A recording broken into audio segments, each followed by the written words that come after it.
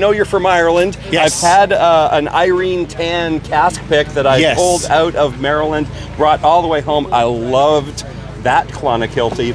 What do you have in front of you today? So we've got two Clonakilty whiskies. This is Clonakilty single pot still. So this is sort of classic Irish style that we used to make 120 years ago. 60% unmalted barley, 40% malted barley. This is single batch double oak, so this is a blend of grain and malt. This is finished in virgin American oak and French wine barrels.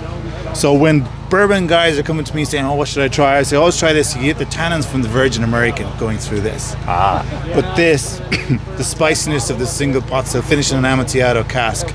So it's sort of very classical single pot still style. You got me sold on that one. Let's have a small pour. All right.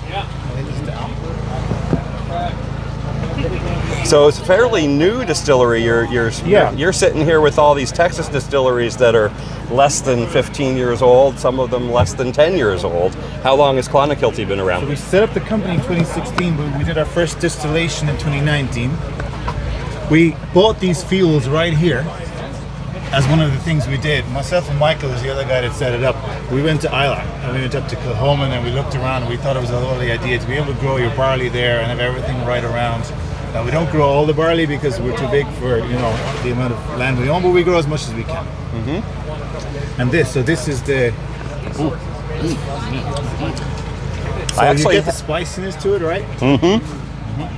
You get the Amontillado, the sherry gives you a little bit of sweetness. So you get the fruits in it. I think there's a salinity in the back end.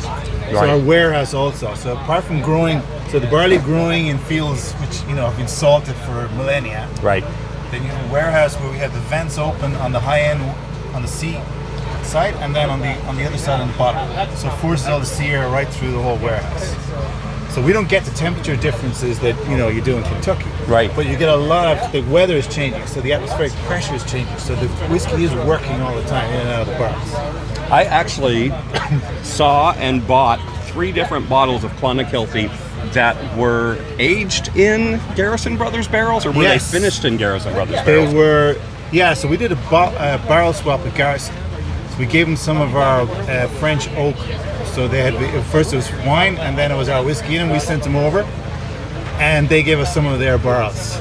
And I thought it was really good. Yeah, it was a really interesting collaboration. It is amazing the amount of collaboration that goes on and the people meeting each other at these festivals. Yeah, well, we've done it. I think they're going to bring it out next year.